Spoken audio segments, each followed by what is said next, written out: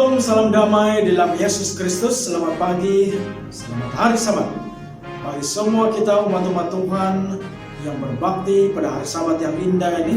Terima kasih kita tetap tenang bersabat kita di dalam rumah, dan terima kasih karena peluang baik kita untuk bersama-sama sekali lagi dalam apapun saluran dan apa juga perbaktian yang sedang kita sama-sama nikmati pada saat ini. Sudah tentunya Tuhan memberkati setiap perbaktian kita, dan sudah tentunya kita dikuatkan, diberkati dengan masa untuk tetap dapat berbakti kepada Tuhan, biarpun dalam keadaan di mana kita tidak dapat berbakti di bangunan gereja Tuhan.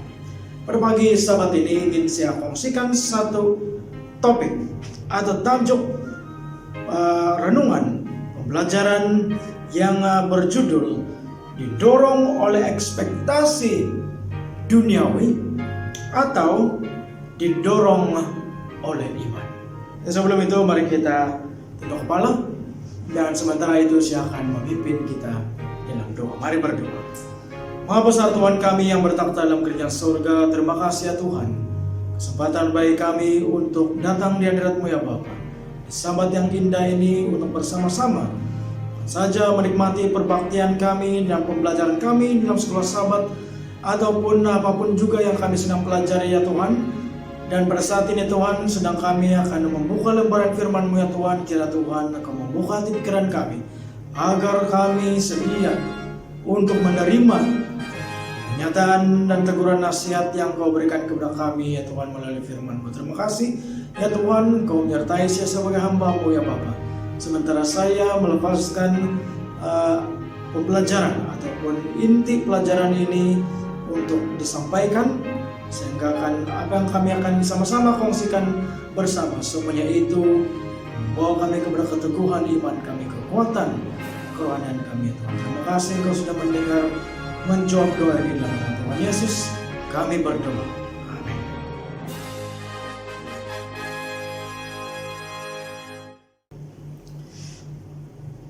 Ekspektasi. Apabila melihat perkataan ini dalam kamus, ekspektasi diberi makna demikian: satu kepercayaan yang kuat bahwa sesuatu akan berlaku sesuai dengan harapan kita. Apakah ekspektasi Anda di dalam keadaan yang sedang terjadi pada saat ini? Sudah tentu semua kita mempunyai ekspektasi di mana kita berharap agar masa kesukaran ini akan cepat berlalu dan kita boleh kembali kepada keadaan kehidupan kita yang normal, yang biasa kita lakukan pada waktu sebelum ini. Tetapi kita mengetahui bahwa bagaimanapun ekspektasi kita tidak mempunyai kekuatan untuk mengetahui apakah yang ada di sebalik hari esok. Karena hari ini adalah sebuah anugerah daripada Tuhan, dan untuk mengetahui apakah yang bakal berlaku pada hari esok, tidak ada kekuasaan di dalam kehidupan kita sebagai manusia untuk benar-benar mengetahui bahwa perkara hari esok itu akan terjadi seperti mana yang kita inginkan. Kita boleh saja merencanakan, merancang untuk sesuatu kita lakukan pada hari esok, tetapi kita mengetahui sebagai manusia yang fana dalam dunia ini, kita tidak mengetahui apa yang sebenarnya yang bakal terjadi dalam kehidupan kita pada hari esok. Mungkin saya boleh mengatakan pada besok saya ingin untuk bersama-sama dengan keluarga saya keluar di halaman, ataupun mungkin bermain di halaman, dan dengan harapan tidak ada mungkin apa-apa yang terjadi. Tetapi mungkin keesokan harinya sedang kami bermain, tiba-tiba mungkin ada sesuatu kejadian di mana mungkin saya terjatuh dan saya tercedera. Dan ini tidaklah menjadi sebagian daripada rencangan, tetapi dalam kekuasaan kita sebagai manusia, kita tidak mengetahui perkara itu akan terjadi sebelum masa itu terjadi. Tetapi Seperti mana yang saya katakan, ini bukanlah bertujuan ataupun menyatakan bahwa semuanya itu adalah ditakdirkan, tidak. Kita percaya kepada bagaimana Tuhan itu memimpin dan bagaimana kita sebagai manusia senantiasa bersandar kepada Tuhan. Jadi ekspektasi kita dalam dunia ini sebenarnya ada begitu banyak. Kita berharap yang terbaik. Kita berharap yang baik-baik saja di dalam kehidupan kerohanian kita ataupun keadaan kehidupan kita sehari-hari. Kita dibanjiri dengan setiap dan banyak promosi yang ada dalam dunia ini. Promosi-promosi yang menunjukkan dan memberitahukan kepada kita bahwa apa yang kita perlukan adalah mungkin produk ataupun sesuatu perkara yang mereka promosikan, karena itulah yang terbaik bagi kehidupan kita. Ya, inilah yang senantiasa berlaku dalam dunia kita, sehingga kan kita sebagai manusia berlumba-lumba untuk mencapai dan untuk mendapatkan perkara yang kita pikirkan itulah yang terbaik. Harapan kita dalam kehidupan kita, sehingga kan menyatakan bahwa itulah yang harus kita miliki, dan saya akan menjadi berbahagia, bergembira apabila saya sudah memiliki perkara tersebut. Dan inilah mentaliti kita sebagai manusia. Tetapi apa yang kita juga sadari sebagai umat-umat Tuhan dan sebagai manusia dalam dunia ini, kita mengetahui kadangkala dan juga banyak kejadian di mana akibat daripada dorongan ekspektasi manusiawi kita ini yang melampaui dorongan iman, sandaran iman kita kepada Tuhan, kita mendapati ataupun bagaimana orang-orang yang ada di luar sana mendapati mereka telah tidak lagi percaya kepada Tuhan, di mana hubungan mereka bersama dengan Tuhan sudah rusak akibat daripada ekspektasi manusiawi yang melampaui ekspektasi ataupun dorongan iman kepada Tuhan. Ambil contoh Abraham, bapak iman, seperti mana yang dikatakan oleh Alkitab. Kita mengetahui Abraham adalah seorang yang begitu percaya, begitu yakin dengan pimpinan kuasa Tuhan, sehingga kan di mana saja Tuhan itu beritahukan kepada dia untuk pergi, tanpa banyak soal dia langsung mengikuti perintah Tuhan. Tetapi kita juga mengetahui bagaimana Abraham juga adalah manusia yang biasa. Kita mengetahui dalam cerita Abraham bagaimana Tuhan memberitahu kepada dia bahwa dia akan menjadi bapa kepada bangsa yang besar. Keturunannya itu akan menjadi begitu banyak sekali. Dan Abraham dengan istrinya, mereka merasa mereka begitu ingin untuk janji ini dapat dimakmulkan kepada waktu kehidupan mereka. Dan mereka menunggu. Kita tahu cerita ini bagaimana mereka menunggu dan menunggu. Dan sepertinya janji Tuhan ini tidak kunjung tiba, tidak sampai di masa seperti mana yang mereka expect ataupun mereka harapkan. Dan apa yang kita ketahui bagaimana Abraham dia telah mengambil Hagar sebagai istrinya yang kedua, dan melalui Hagar dia telah memperanakkan Ishmael. Dan akibat daripada ekspektasi manusia, ketidaksabarannya kepada apa yang Tuhan telah janjikannya itu, kita mengetahui Abraham mempunyai satu kesedihan di mana dia terpaksa berpisah dengan anaknya Ishmael. Dan inilah salah satu contoh bagaimana ekspektasi manusiawi apabila melampaui dorongan ekspektasi iman akan membawa kepada kekecewaan. Dan kita mengetahui bagaimana Abraham itu juga apabila dia mendapat Ishak sebagai anaknya, kita mengetahui Tuhan memberi kepada dia satu ujian yang sangat berat. Secara pribadi, memikirkan hal itu bagi saya sebagai seorang bapak juga menyakitkan hati untuk memikirkan sesuatu di mana saya terpaksa memberikan anak saya sebagai korban bakaran. Tetapi oleh karena Abraham mungkin sudah mempelajari bagaimana dia harus benar-benar percaya kepada Tuhan dengan segenap hatinya, dia melakukan seperti mana yang diminta oleh Tuhan. Kita mengetahui cerita selanjutnya, bagaimana akhirnya Tuhan mengatakan, Abraham, aku kini mengetahui engkau benar-benar mengasihi aku. Inilah satu cerita yang luar biasa. Abraham layak untuk digelar sebagai bapa kepada iman. Dia walaupun dalam kemanusiaannya dan dalam masalah ataupun dalam masalah yang telah dilakukannya, di mana pada satu masa yang lalu dia telah membiarkan kemanusiaannya mendorong ekspektasinya kepada jawaban Tuhan itu daripada menunggu dengan iman jawaban daripada Tuhan. Dan apabila dia melakukan bergerak dalam iman, apabila dia mengatakan kepada Tuhan, saya sedia untuk memberikan anak saya kepada-Mu ya Tuhan seperti mana yang Kau minta, Tuhan mengetahui dan melihat bagaimana Abraham itu benar-benar beriman kepada dia. Dan Abraham pada masa yang sama mendapat kesembuhan daripada apa yang harus dia dapati dalam kehidupan kerohanian, yaitu kesembuhan iman.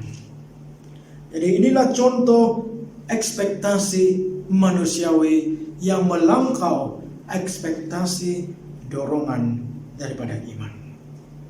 Apabila Abraham menyerahkan kehidupannya seluruhnya kepada Tuhan, kita mengetahui Abraham adalah seorang yang benar-benar percaya kepada Tuhan, dan apa yang terpenting bagi dirinya adalah hubungannya dengan Tuhan.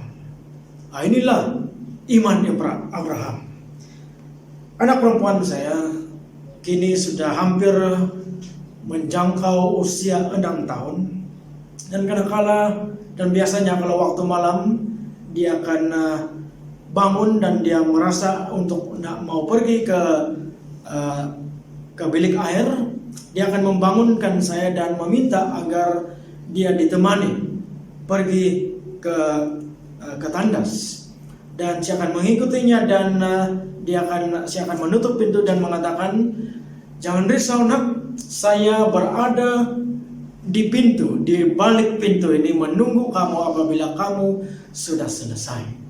Dan dia merasa aman apabila mengetahui bapaknya berada di luar pintu, sedang menunggu dia, sedang sedia membantu jika ada apa-apa yang dia perlukan.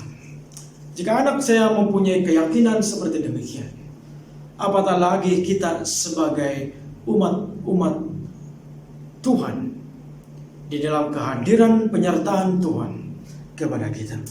Kita diberi kekuatan mengetahui bahwa Tuhan itu senantiasa menyertai, dan bahwa janji-janji daripada Tuhan itu senantiasa valid atau senantiasa sah untuk kita dapat daripada Tuhan itu sendiri.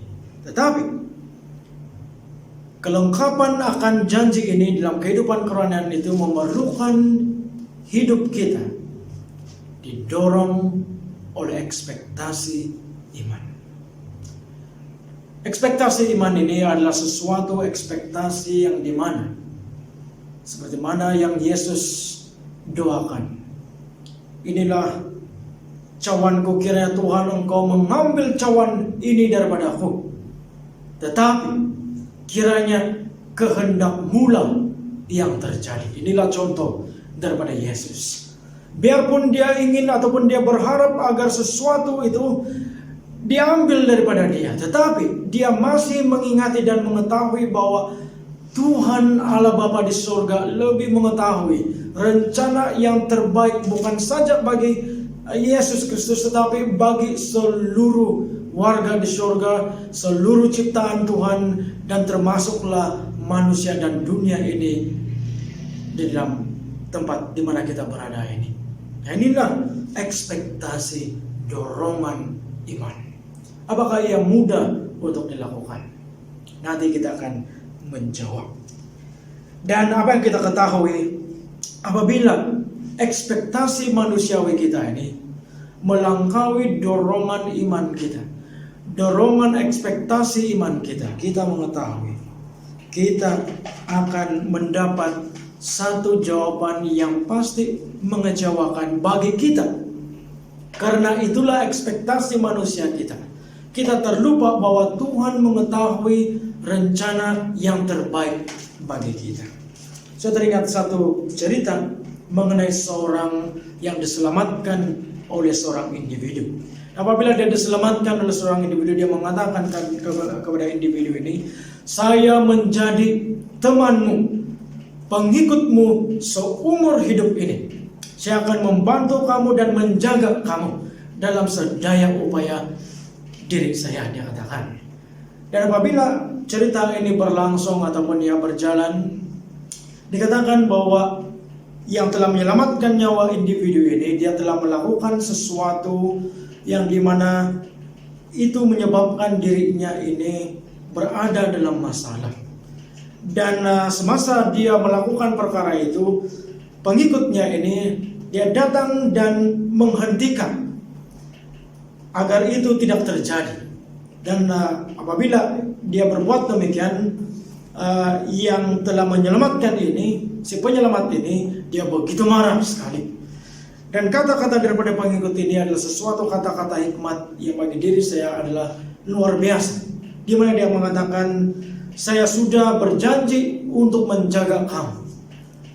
Dan ingat bahwa apa yang saya katakan itu, janji untuk menjaga kamu bukan saja janji menjaga kamu daripada bahaya ancaman yang datang daripada luar, tetapi ancaman bahaya yang datang daripada dirimu sendiri." Kita mengetahui bahwa dalam Mazmur mengatakan bahwa hati kita sebagai manusia adalah licik.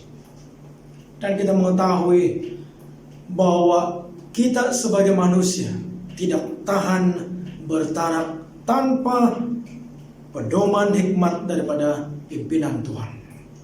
Dan di sini dikatakan di dalam Yohanes 14 ayat 27, satu ayat yang sangat saya gemari. Dia berbicara demikian, "Apa yang kuberikan tidak seperti yang diberikan oleh dunia." Tuhan memberikan sesuatu yang jauh lebih baik, yang jauh lebih baik daripada apa yang ada di dalam dunia ini. Dan ayat ini berbicara juga mengenai damai yang sesungguhnya, damai yang tidak pernah dapat diberikan oleh dunia dan hanya boleh diberikan oleh Tuhan saja. Dan untuk mendapatkan damai ini, segala ekspektasi dunia kita harus diganti dengan iman yang melihat dan berserah sepenuhnya kepada Tuhan. Inilah yang dimaksudkan oleh Rasul Paulus dalam suratnya di 2 Korintus 5 ayat 7 dan 8, yang mengatakan demikian, "Sebab hidup kami ini adalah hidup karena percaya, bukan karena melihat. Tetapi hati kami tabah, dan terlebih suka kami beralih dari tubuh ini untuk menetap pada Tuhan." Inilah harapan Rasul Paulus. Dia terlebih suka untuk beralih daripada tubuhnya itu agar dia dapat menetap kepada Tuhan. Tidak heranlah kenapa Rasul Paulus mengatakan mati itu adalah keuntungan, hidup itu adalah Kristus. Dia benar-benar didorong oleh iman sehingga kehidupannya itu adalah sesuatu yang hanya adalah untuk Tuhan. Inilah. Jadi berbalik kepada persoalan, apakah ini mudah untuk dilakukan? Ingat dalam ayat 2 Korintus 5 ayat 7-8 ini kita melihat ayat yang keempat, di mana dia mengatakan demikian. Sebab selama masih diam dalam kemah ini, kita mengeluh oleh beratnya tekanan, karena kita mau mengenakan pakaian yang baru itu tanpa menanggalkan yang lama, supaya yang fana itu ditelan oleh hidup. Inilah kehidupan kita manusia. Kita mau janji Tuhan, tetapi pada masa yang sama kita mau kenikmatan duniawi. Dan ini dikatakan oleh Tuhan adalah sesuatu yang tidak boleh berjalan bersama dengan apa yang ingin dia berikan. Karena apa yang diberikan oleh dunia, seperti mana dalam Yohanes 14:27 mengatakan, Yesus ataupun Tuhan menyediakan sesuatu yang bukan seperti yang diberikan oleh dunia. Jadi inilah.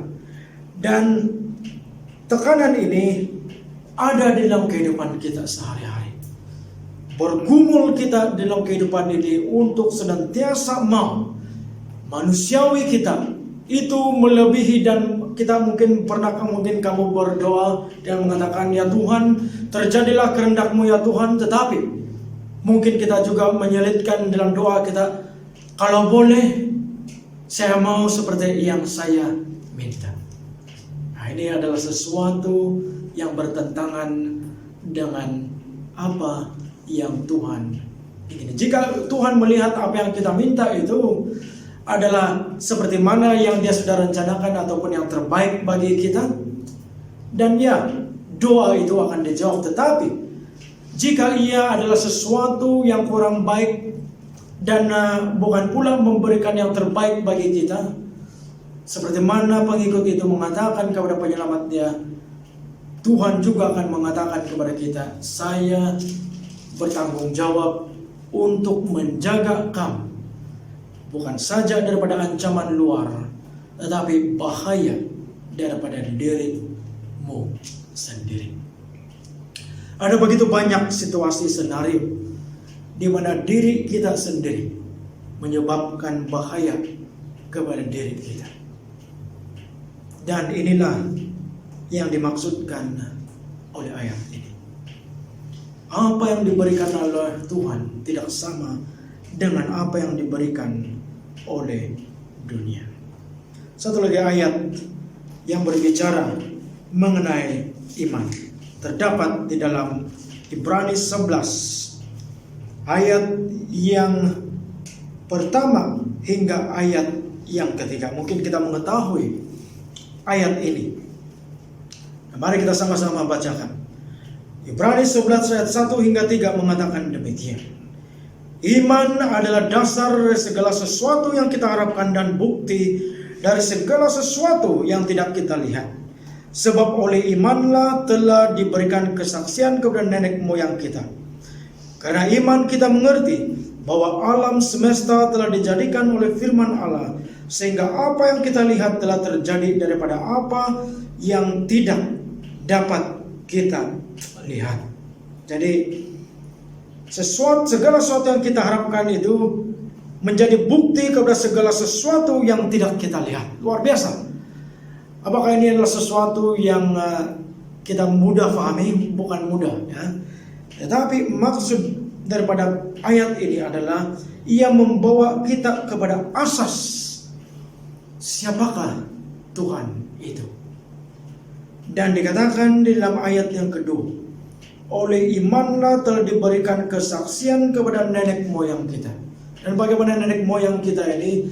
Apa di kesaksian itu dikatakan dalam ayat ketiga, karena iman kita mengerti bahwa alam semesta telah dijadikan oleh firman Allah. Asas yang memberitahu kepada kita bahwa Tuhan itu adalah pencipta kita, pencipta dunia ini, pemilik akan diri kita, yang berhak kepada dunia ini dan juga kepada diri kita. Dan kita sebagai ciptaan daripada Tuhan, kita seharusnya bersyukur dengan keadaan kita yang senantiasa dikasihi oleh Tuhan. Tetapi luar biasanya kita sebagai manusia senantiasa tidak tahu untuk berterima kasih. Kita seperti mungkin anak yang terlalu dimanjakan, mau ini mau itu, dan apabila tidak diberikan, kita mungkin merajuk dan bahkan tidak lagi mau ada apa-apa karena mengenal perhubungan dengan Tuhan. Padahal Tuhan memberikan kepada kita, menyediakan kepada kita sesuatu yang jauh lebih baik daripada ekspektasi manusiawi kita, duniawi kita. Tuhan adalah pencipta. Apabila iman kita berserah seperti mana Abraham itu berserah, kita mengetahui kesembuhan iman akan terjadi dalam keadaan hidup kita.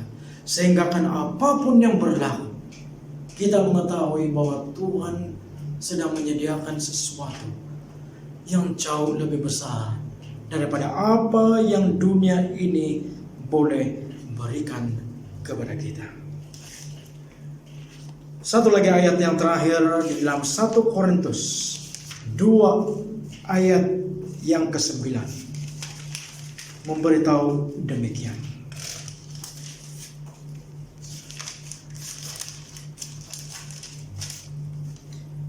Tetapi seperti ada tertulis, apa yang tidak pernah dilihat oleh mata dan tidak pernah didengar oleh telinga dan yang tidak pernah timbul dalam hati manusia, semua yang disediakan Allah untuk mereka yang mengasihi Dia. Persoalannya pada kita, saudara-saudari yang dikasihi oleh Kristus Yesus, apakah kasih kita ini melebihi, kasih kita kepada Tuhan ini melebihi ekspektasi manusiawi kita, sehingga kan kasih ini membawa kita kepada pimpinan, mengetahui bahwa apa yang disediakan oleh Tuhan itu, ekspektasi harapan yang Dia sediakan itu adalah jauh lebih baik daripada apa yang kita sebagai manusia harapkan. Dan ekspektasi melalui dorongan iman, penyerahan kepada Tuhan, menjamin damai yang kekal selamanya. Dan inilah apa yang disediakan oleh Tuhan bagi kita. Saya berharap walaupun dalam keadaan kita sebagai manusia yang fana dan lemah ini, mari kita setiap hari untuk mengambil inisiatif melatih iman kita, agar kita boleh berdoa, kiranya Tuhan, saya mengetahui ekspektasi yang Kau sediakan bagi saya, harapan yang Kau sediakan, jawaban yang Kau sediakan bagi saya itu melebihi daripada ekspektasi saya sebagai manusia yang biasa ini. Bahwa apa yang Kau berikan itu adalah yang terbaik bagiku, dan damai yang Kau berikan adalah bukan seperti apa yang dunia berikan, tetapi hanya yang Engkau mampu berikan. Untuk menyambut pelajaran ini, mari kita tunduk kepala dan saya pimpin dalam doa. Mari berdoa. Tuhan Yesus, terima kasih ya Tuhan, karena kami mempunyai peluang untuk mempelajari bahwa iman kami, dorongan iman kami itulah yang kami perlukan ya Tuhan.